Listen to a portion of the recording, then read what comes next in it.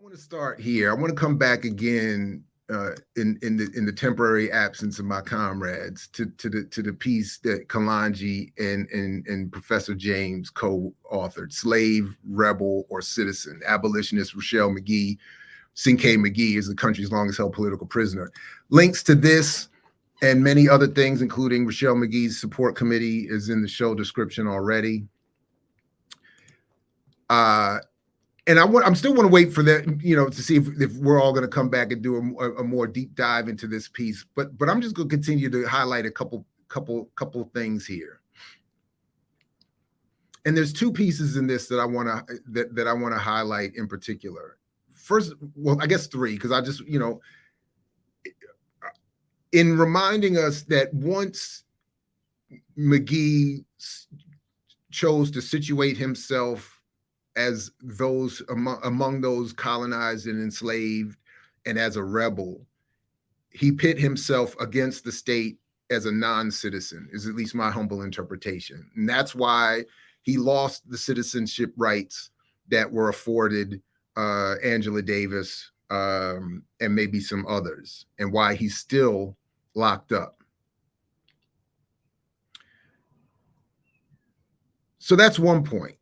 Another point is made here by Claude Marx, and shout out to him in the Freedom Archives.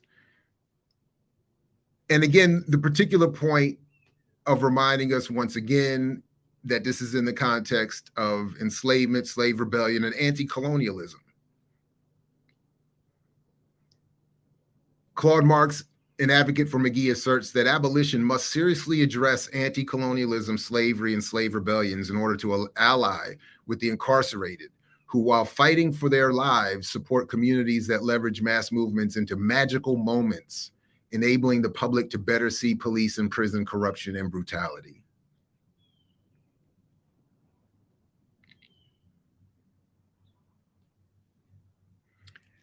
There is so much. So just try to just try to stay with me for this, and then I'll come back to the chat in a little bit to get all the comments and the criticism and the response. Colonialism, or rather anti-colonialism, slavery, and slave rebellions, in order to ally with the incarcerated, who, while fighting for their lives, support communities that leverage mass movements into magical moments, enabling the public to better see police and prison corruption and brutality. MAGEE's analyses center colonialism, slavery 400 years ago, slavery today, over 184 years since Amistad, 158 years since the ratification of the Trojan Horse 13th Amendment to allow slavery's continuation within prisons. Politicized prisoners manifest as slave rebels and are targeted as such by the state. MAGEE insists that he was illegally convicted by a slave operation within the courts. The 84-year-old enslaved senior citizen continues advocating abolition while searching for solidarity. I've wrote to about 1,000 lawyers. They don't respond.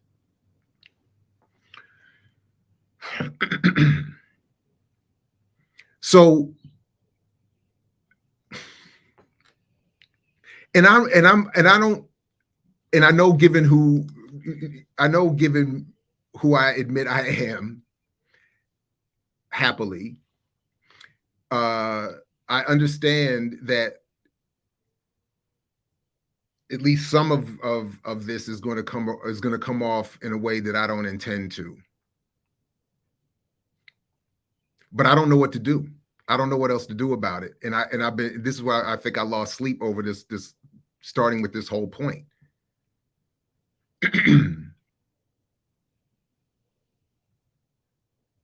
We do have a problem. I'll even just acknowledge my own participation and complicity with the problem of not being fully allied with the incarcerated, and even tacitly, even accidentally, even despite an attempt not to, supporting communities that leverage mass movements into magical moments. All right, so actually, I didn't mean to stop sharing that because there was one other piece that from this that I wanted to we do have a problem with this. And I don't know exactly what to do about it. And I don't know exactly how to even address it properly. Um,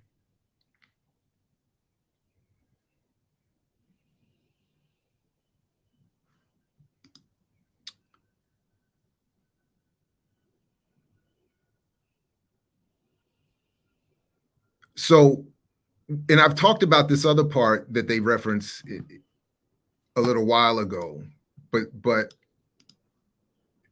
Joy James and Kalanji really wrote this beautifully. 7 months after McGee's birthday event, this is in reference to something I think came out last year. PBS posted a video called How an FBI Poster Became a Black Power Symbol, in which Angela Davis and other academics discussed the FBI wanted poster for Davis's arrest after the Marin County courthouse tragedies. Of course, that's what got Jonathan Jackson killed and Rochelle McGee incarcerated or reincarcerated. The video garnered over 400,000 views compared to the roughly 400 views for the McGee birthday virtual event. The PBS video opens with images of harried white prison guards. One photo prominently features a black guard aiming at the van with hostages, and the visual menace of black imprisoned men and a teen in resistance wielding guns. The video does not mention the names of those who died or who shot them, prison guards. It also fails to name McGee and to recognize that Davis's former co-defendant is still incarcerated. Also disappeared is the fact that the FBI's COINTELPRO program, along with the local police and prison guards, targeted Black Panthers and prison rebels, not Davis. Her flight from California, when police sought to interview her about the use of her weapons, prompted the FBI pursuit 10 weeks later. Davis and her companion were arrested without agents drawing their weapons.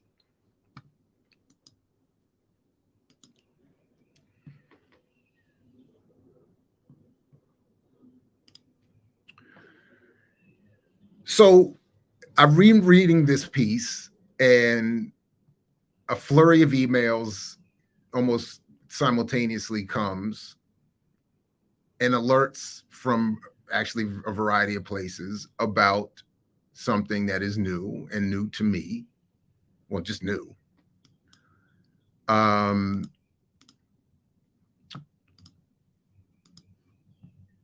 The new, and folks, I'm just going to beg your forgiveness in advance, because again, this is not going to be smooth and is going to require some probably revisitation and some criticism directed back at me as well. But Hammer and Hope, a magazine of Black politics and culture, recently published, put together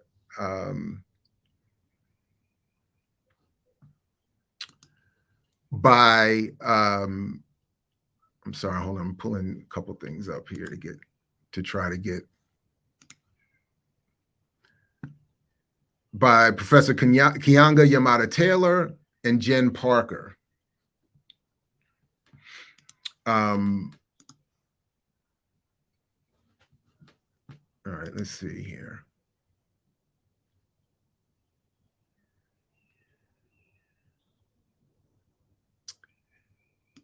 And as they say in one of the introductory pieces, the name Hammer and Hope comes from, as Robin Kelly explains himself, as a reference to his classic Hammer and Hoe, Alabama communists during the Great Depression. And as he says, when I heard that this magazine was going to be named Hammer and Hope, a riff on my 1990 book Hammer and Hoe, Alabama Communists During the Great Depression, my first reaction was to laugh. I'm a sucker for puns. Let me see, where are the rest of, there we go. Links to all of this, I think, are already in the show description. I think so. But if not, I'll double check and make sure they're there so folks can read this in its entirety. As Kelly explains, Operation Hammer and Hope meant to be a kinder and gentle. So he's talking about some of the history behind the name here. And he's making an important reference to the 1988 LAPD operation that was launched called Operation Hammer, ostensibly, as he says, there to address gang violence in South Los Angeles.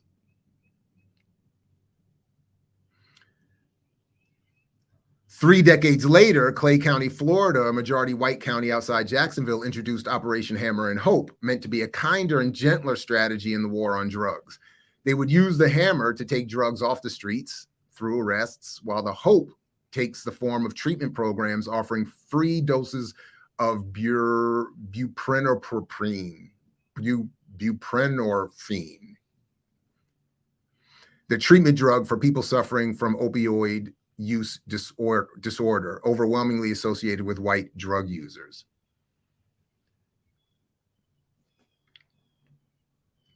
Our Hammer and Hope has a different goal. Our hammer will smash myths and illusions. Our hope, it is not the false optimism of liberals or the fatalism of armchair revolutionaries or the pessimism of pundits waiting for the end of the world. James Baldwin understood hope as determination in the face of catastrophe. I can't be a pessimist because I'm alive. To be a pessimist means that you have agreed that human life is an academic matter, so I'm forced to be an optimist. I'm forced to believe that we can survive whatever we must survive. The Alabama communists knew the odds of a socialist revolution in the Black Belt were damn near impossible, but they fought anyway. They understood that victory is never certain, but if we don't fight, we can only lose. Hammer and Hope is here to fight. So I can't be the only one, right? That's clearly a shot at Frank, right? Right? Okay. So shots fired out the gate, right? Frank Wilderson, Afro-pessimism, and all of you armchair revolutionaries who would tend to agree with that need to fall back, because we're here to fight and y'all ain't fighting.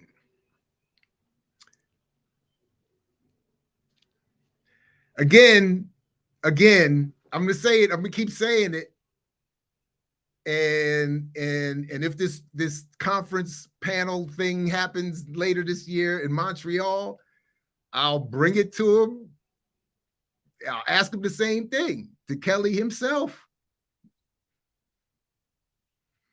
Where is, seriously, in all seriousness, where is, because I've read a number of them now, where is the substantive criticism of Frank's Afro-pessimism that explains what I read in that last paragraph there, that this is some armchair revolutionary argument to do nothing? Because as I continue to make the point, Frank's work does not say that to me. Frank's works, particularly in Incognito, does not say that to me. And everything else is off the record, whispered criticism about his personal life, about this, about that. I'm not interested in any of that. What is the meaningful, substantive criticism of Afro-pessimism from an actual left position? Not some Jacobin magazine nonsense, not some, with all due respect to Robin Kelly, some Hulu 1619 project. Like that can't, for me, that can't be where the criticism is coming from of Frank and Afro-pessimism, who in all of his work, with me directly, with others directly, advocating every form of militant resistance possible. He advocates it openly, advocates every form of radical unity possible, advocates it. He's critical of where it may end up. He's critical of what may need to be checked at some point, but always encouraging struggle. I would need evidence to see, I would need to see the data that shows all of the all of the youthful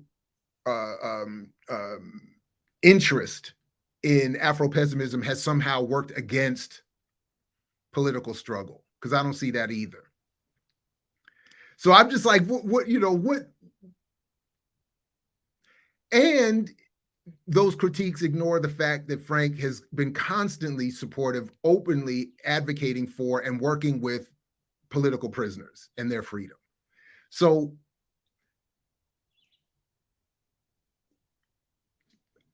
I'll stop there by asking the question I wrote down here. Who are the real versus armchair revolutionaries, and how do we suss out those differences?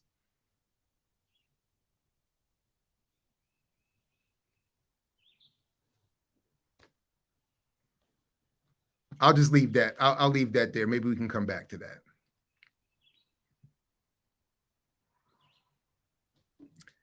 Again, I admit it, I like Frank. I like the work. I'm moved by the work, and I just have not seen meaningful criticisms of the work. And I've read more than I've actually cared to at this point. From the geniuses like Greg Thomas to the lesser non-geniuses of Jacobin magazine. And I'm moved by any of them. I think that they're all wrong and misrepresentative of his work. So, and really, what I would like to see, since transcripts of our interviews have been used all over the place and misrepresented, I would like to see a deep dive into the series of interviews that I and my colleagues here have done with Frank. Transcribe detailed readings and critiques of what he says, and show me where any of these other claims of him discouraging unity, radicalism, militancy, and armchair revolutionary are actually true. Because I don't see it. But okay. All right.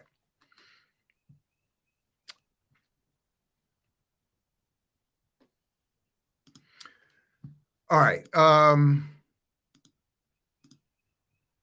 Coming back to one of the other stories about this launch of this Hammer and Hope. So we got a little bit about the name.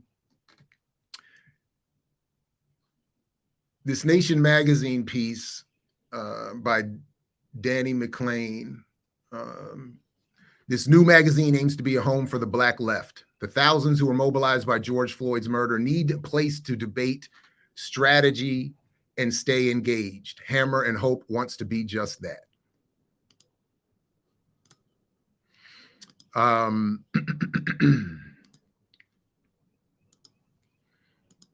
Oh, and I know that I can feel my ears are burning, so I can feel the chat fired up.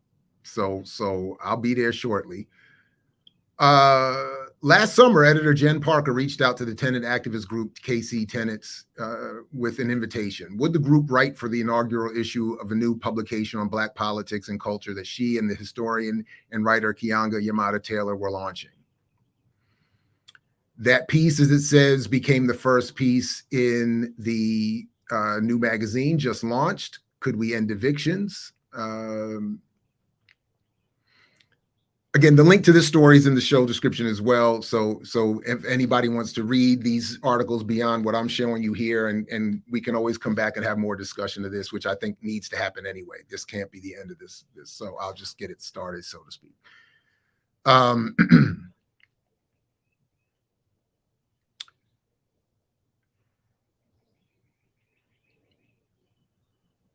So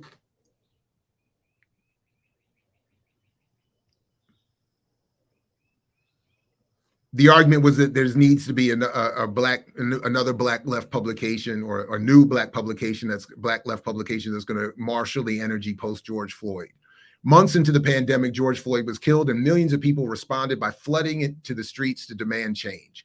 After that period of mass protest quieted, the question became how to not have the totality of the political energy that had been generated just thrust into the Biden presidential election and then the Georgia U.S. Senate races, said Keanga-Yahmatta Taylor, a contributing writer at The New Yorker and former contributing opinion writer for The New York Times. Ideally, organizations would have to have developed easy to access on-ramps so that those who mobilized through direct action could find political homes and stay engaged, she said. We didn't see that developed. So she and Parker created their own institution, a digital magazine that seeks to educate and inspire people on the left, the newly radicalized, as well as those with decades of movement building experience.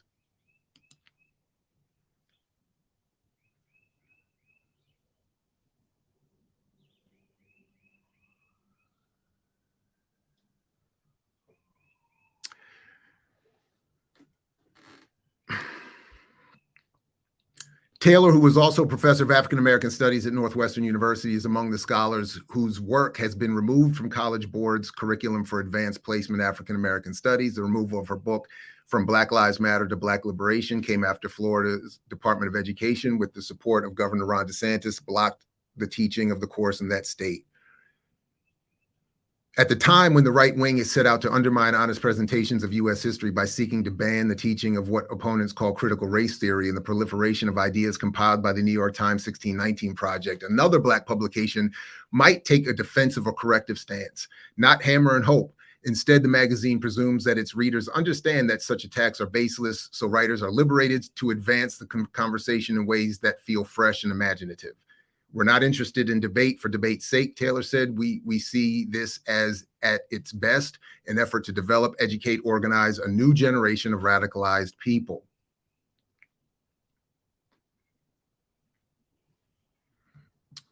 Parker edited, so both of them had New York Times experience. I think that's,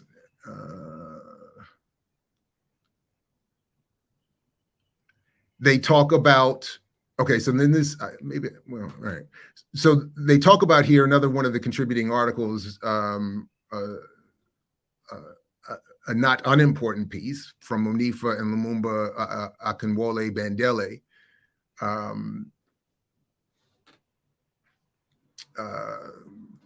who are with Malcolm X grassroots movement of long times, you know, like almost like a first family of Black grassroots politics. And as Monifa says, this is about mobilizing the base on the issue around political prisoners. Their co-authored piece in the new magazine is about political prisoners and that continued fight. And I think we're going to come back to that in a minute, particularly around this struggle around Kamal Siddiqui. And then finally here, Hammer and Hope has the backing of foundations, including Marguerite Casey and Libra. And gaining additional grants and individual donations will remain a critical part of the work. So this is the part, this line more than any kept me up. I lost sleep over this line. Because as I said, I'm going back and forth between what Joy and Kalanji wrote about movements being co-opted into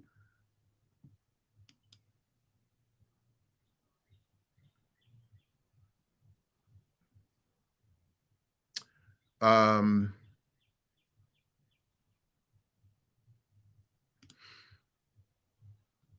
can't even remember the line. Magical moments.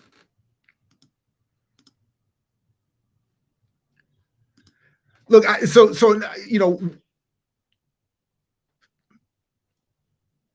so my first thought was, well, among my first thoughts were why, what void is Hammer and Hope actually filling? I even wrote a note saying, you know, where is a Black Power media in relationship to a venture like this? If the goal is to advance Black radical politics, Black left politics, to capture youthful energy and not have it be co-opted by the Democratic Party or the Biden campaign or Georgia Senate races, how does a digital magazine address that problem in a multimedia world that already involves many others engaged in this work for a long time? So that was one question. What does it mean, as all these articles in this first issue talk about, or several of these articles that I read in this first issue talk about, to mobilize people? What does that mean?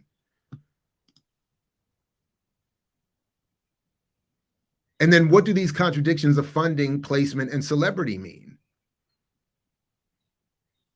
Relatively speaking, Robin Kelly, Yamata Taylor are celebrities who are, I think, as did Kelly, taking shots at other left efforts,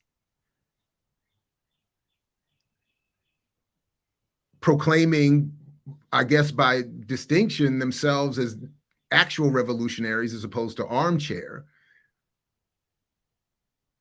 And in reading these articles, they don't address any of the fundamental questions that I would have. That is, what do we actually do? And in part, I'm not even just saying that to be critical of them. I'm saying that to be critical of the situation we're in and into which steps these very well-funded foundations.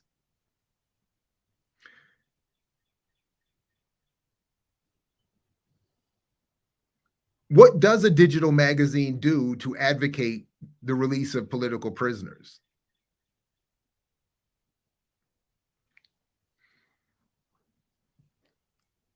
What does a YouTube show do to advocate the release of political prisoners?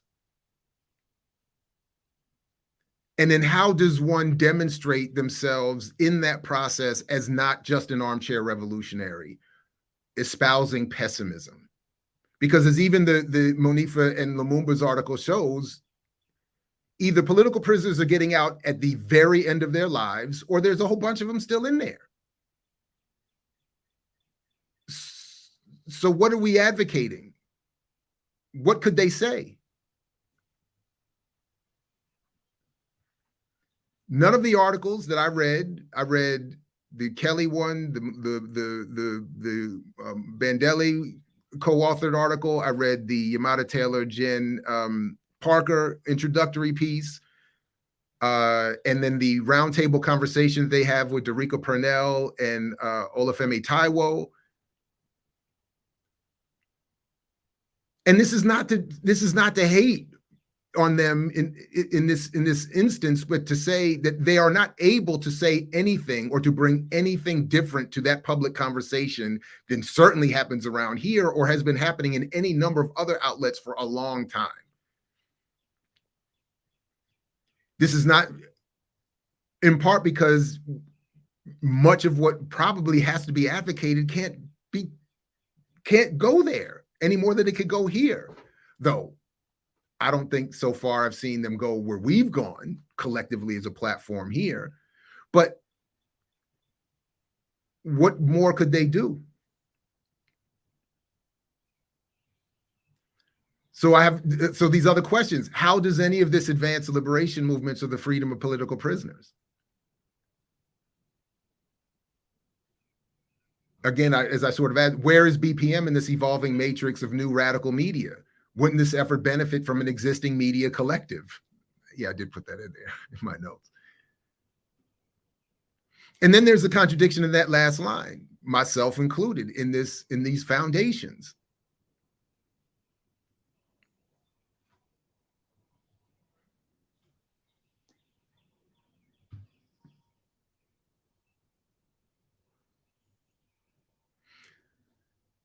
I didn't know this because I've never been around these foundations. And until I got that Freedom Scholar Award, I was, other than the name and what I've associated in maybe one or other, media, I think in terms of funding some of this media or that media, I'm not that familiar with the Casey Foundation.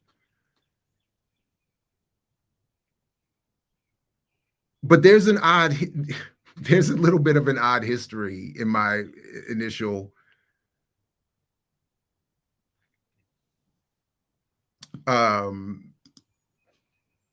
review, so to speak, of what the situation is here. And it involves a history of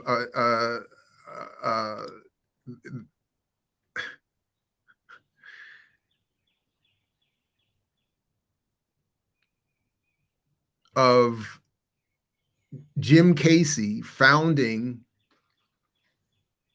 the Annie E. Casey Foundation to honor his mother in 1948 to help disadvantaged kids in their home near Seattle.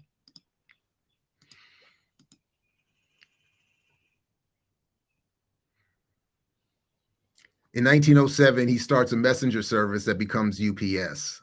In 1948, he opens the Annie E. Casey Foundation.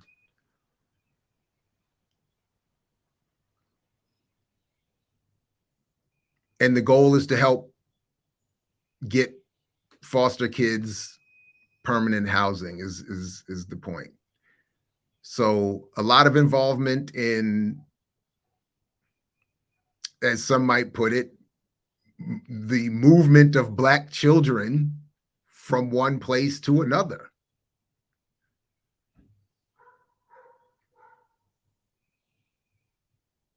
Is now involved in funding the discussion of the movement of Black bodies from one place to another. I don't know. So that's one thing. That's one thing. Regardless of the history that I'm just really starting to learn anything about anyway, is the just the general problem with the model that we have of how do we fund what we need funded? How do we sustain people in jobs obviously needing work? How do people make use of crevices in these systems to do work that might not otherwise get done?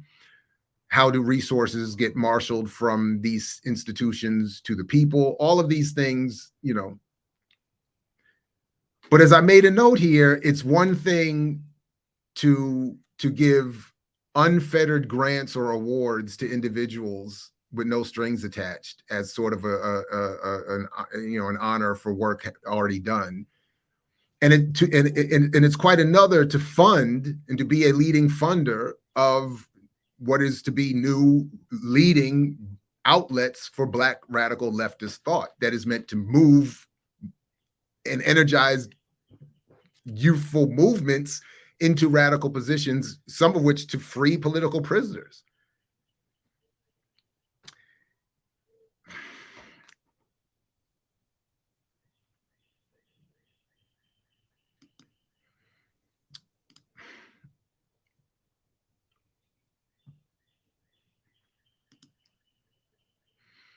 And that line, that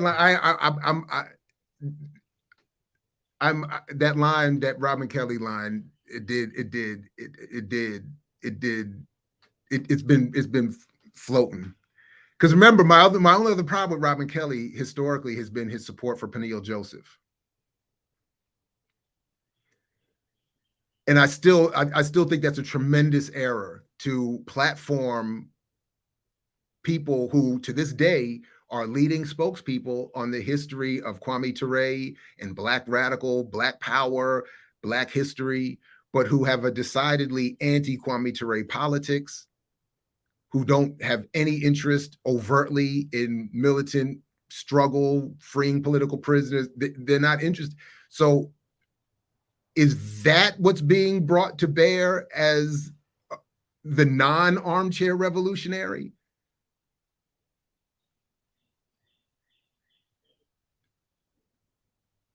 To get very well. Now remember, the launch of this magazine has already got written up in the Nation magazine. It got written up in Teen Vogue. Several other references to it have already been made, and the thing just got published last month.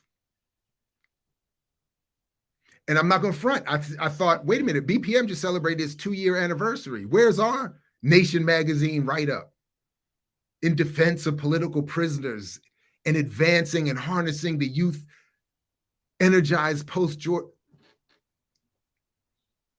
Where's our Teen Vogue write-up?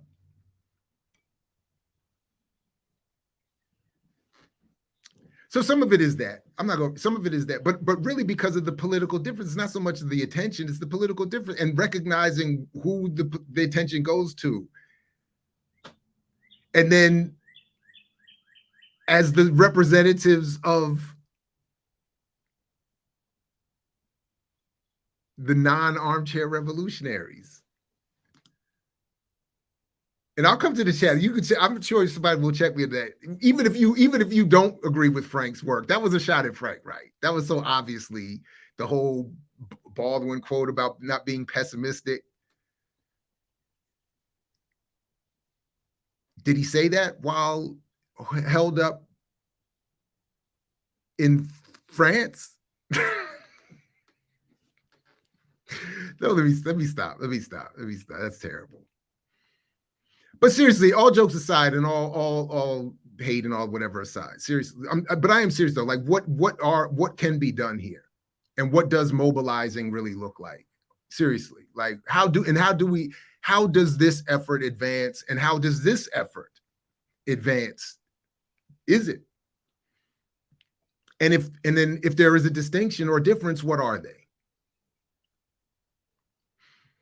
All right.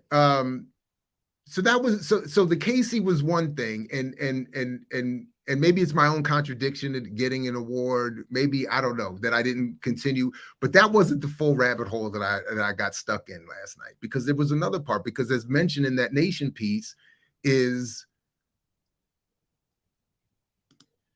the Libra Foundation, and I am a Libra, so I thought that was interesting.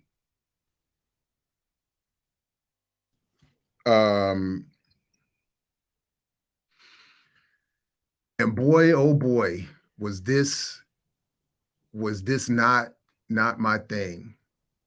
This was not my thing. What is this here? All right. So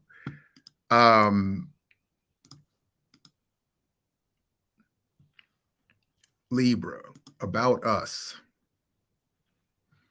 Libra Foundation is committed to a vision of society that uplifts and empowers people. We believe that all people deserve to live free of systemic oppression, economic insecurity, and environmental harm. We fund BIPOC-led movements working at the grassroots level to build power in communities, support democratic rights, and to center those most impacted as we fight together for racial, gender, and environmental justice.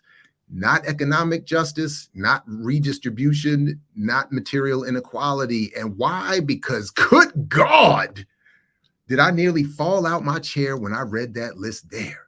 And if you don't know that name, if this name don't send shivers down your spine, then like the late Albert King said, you have a hole in your soul. Again, shout out to the late, great Bruce Dixon and Glenn Ford, who put me on back in the early aughts to who these fools were and are, because these were this Pritzker family, the prized supporters of the early Obama rise to fame. Chicago-based in real estate billionaires. So I said, I said, somebody call Grady. Goop, goobly goop. The Pritzkers. And then I smiled and said, she.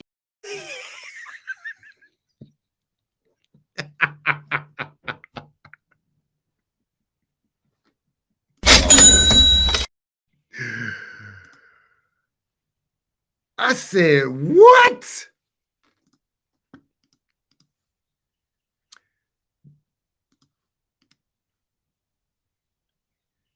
Nicholas Pritzker, an American real estate and venture entrepreneur, chairman of the board, the Hyatt Development Corporation. Where's that other link at? The Pritzker family. An American family engaged in entrepreneurship and philanthropy, and one of the wealthiest families in the United States, staying in the top 10 of Forbes magazine's America's richest families since it began in 1982. Look at this list here. Look at all of this money. And look, down here, little old Penny. Obama administration, Secretary of Commerce, and an American billionaire. That was the name. I said, Penny Pritzker. That was, so the Pritzker. And look at that. Oh, Penny. She's down here to 949 with her little 3 billion. She's not even at the top. And isn't she right back with the Biden administration now, too? I feel like she's back in some capacity, maybe not. So now I'm not going to do it here because, you know, you all aren't the nerds and with the boring lives that I lead. But I was looking through all of this stuff because I had to find, because initially on the list, you know, initially I admit, you know, none of these folks are mentioned on that great Wikipedia list. But it comes, you know, so it took a while to find through maiden names and where they're placed on all these things, that Susan is Nick's wife and these are their 4 children, and they are on the board. They're giving out all of this money, and they're on a whole bunch of other boards and found other foundations distributing all this money here and there and everywhere. So as I made a note here, I said again, we're back to the penny problem. Whether it's whether it's Robin D.G. Kelly supporting Peniel Joseph, or whether it's the Obamas and Penny Pritzker, all of them are falsely involving themselves, ignobly involving themselves in matters of politics, Black, radical, otherwise. And I can't get past that line. So how is an association with Peniel Joseph and Penny Pritzker and the Casey Foundation, how is that automatically not armchair revolutionary? What checks and balances? And so serious, and again, like how do we determine that? How do we determine who is and who is not an armchair revolutionary? And what does this mean in terms of our efforts to actually get these folks, in terms of political prisoners, free, to get collectively people free, the land free? Let me just take one more quick second. I thought, you know, it always takes me longer to do this than I think, but just quickly, and again, please do not take my word for it. We have to have more of this conversation here and elsewhere. But when you read, so like this here, after the uprising, what is to be done? And this is sort of what I was talking about. This is the round table. Olufemi Taiwo, Fan, all of these are my fellow Freedom Scholar awardees.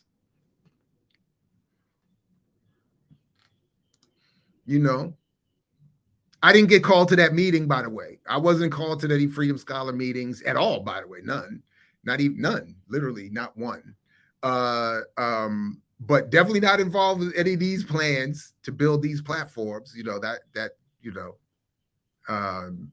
but really, again, all jokes and everything else aside, they raise all of the issues we would raise.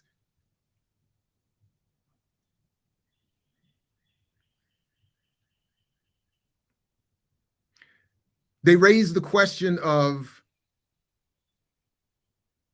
well, all the contradiction of what does mobilizing mean? Well, Derica says here, the frustration with the New York Times calling the largest movement is that it conflated the number of people going into the streets in the United States with organization. So she raises that question importantly. So all these people running into the streets post George Floyd, is that organizing? I do think, I'm glad I remembered to pull this up, because I do think they make good points about the Dream Defenders, and Taiwo in particular focuses on the role of unions, the importance of unionization and labor struggles, and but they're not able to raise any of the, they're not able to raise any solutions or calls or programs or movement ideas, at least not yet. This is just the first issue that we don't see elsewhere. It's like a restating of all the problems.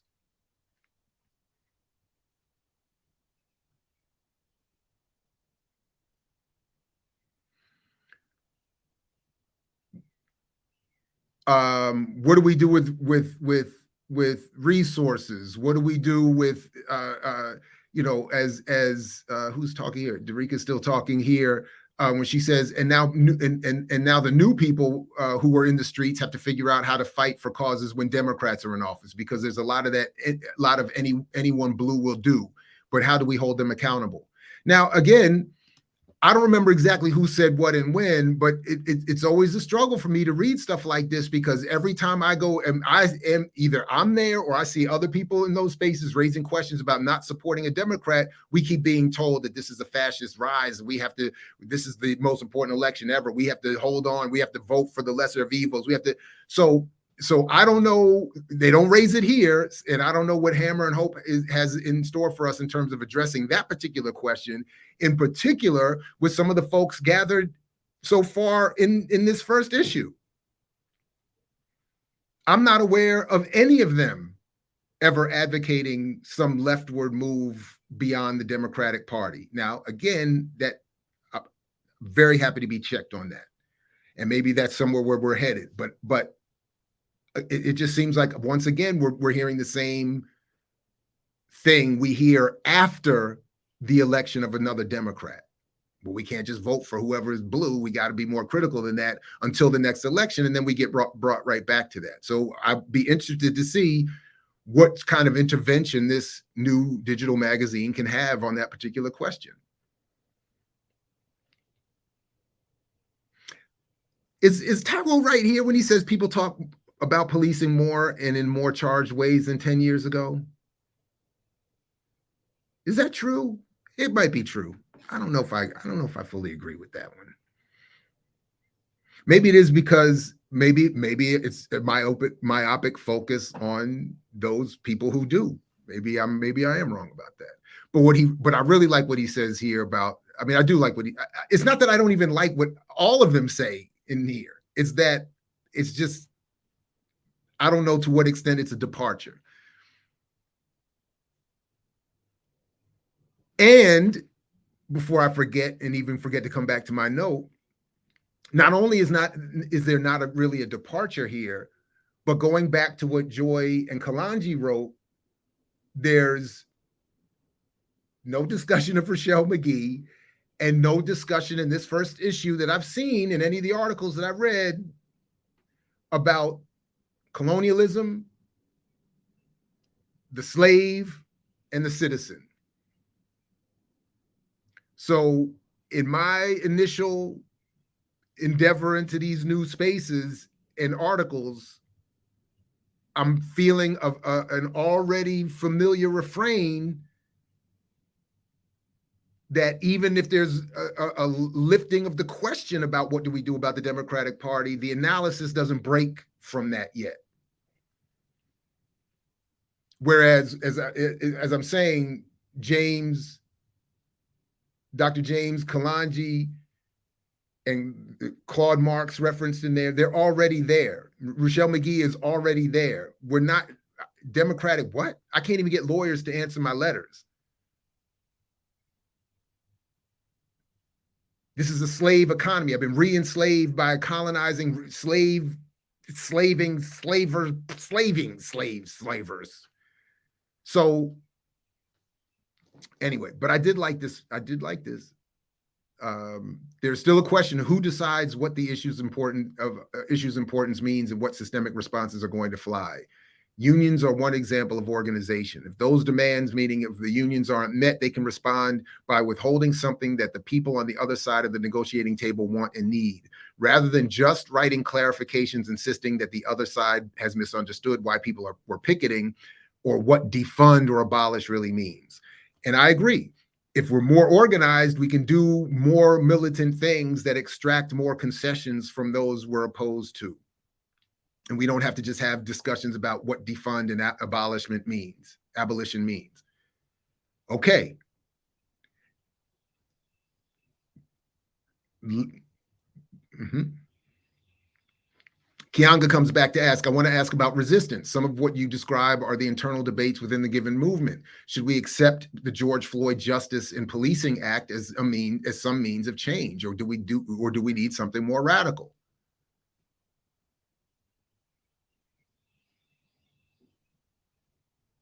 Derica says we need a legal strategy, but we need mass resistance of everyday people.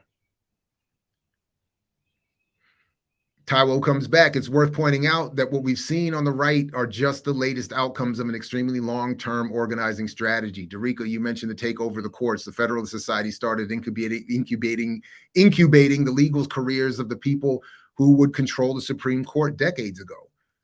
For at least one justice as early as the 1980s. ALEC, the American Legislative Exchange Council, formed in the early 1970s, has been laying the groundwork since then to mobilize police violence against the exact kinds of protests that Manuel Esteban Paez Terán, also known as Tortuguita, a forest defender who was killed by state troopers in January, and comrades were doing in Atlanta against Cop City.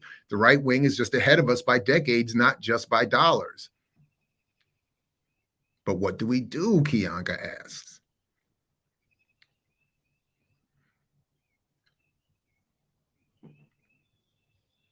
In early February, I had an event with Amna Akbar, Bernard Harcourt, and Cornel West. We discussed what Dr. West's law review article, The Role Lawyers in Progressive Social Movements, that he published in the 1990s. We need to continue to explicitly name the radical ideas that we're struggling for, and to take time and to take time as many organizations do. She named socialism, abolition, feminism, and internationalism. And we know from a previous discussion that Professor Taylor does not prefer internal colonialism, so we don't see that mentioned here. Not that Derica would have to agree with her, but you know, I did, you know.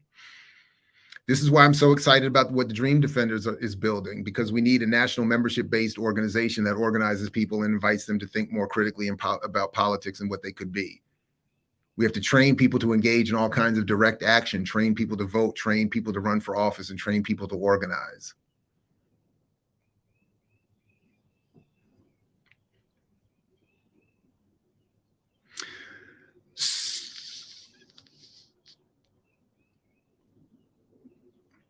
And then we get, right, symbolic Black visibility is not Black power, as Kwame Ture used to say. And, you know, so in other words, really what I'm saying here is that discussion, as important as it is not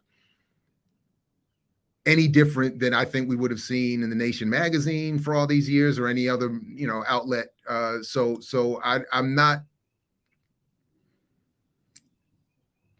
mostly because of that Robin Kelly verse, the bar he dropped against Frank, and the idea of the armchair revolutionary. I can't help but come back to what then distinguishes this digital magazine so far from the armchair revolutionaries Professor Kelly is decrying. I would be very interested in, and then how going forward do we develop a rubric to assess and call out those who are behaving and performing armchair revolution as opposed to the real thing. And I am worried that in an environment where a lot of discussion is around resources, that the Casey Foundation and the Pritzker family could have so much to say about the direction and content of Black radical discourse. And it's not even, again, I want to be clear, it's not to say that anybody's getting directly paid to do that, blah, blah, blah. It's to simply say, if they don't like what anybody says, should they go too far, they just pull the funding and the thing disappears, then where are we? And if we can't advocate beyond what the Pritzker family and the Casey Foundation would want us to advocate for, or here and what Google and YouTube would allow us to advocate for, then what are we doing? And then how do we suss out the differences again between those efforts?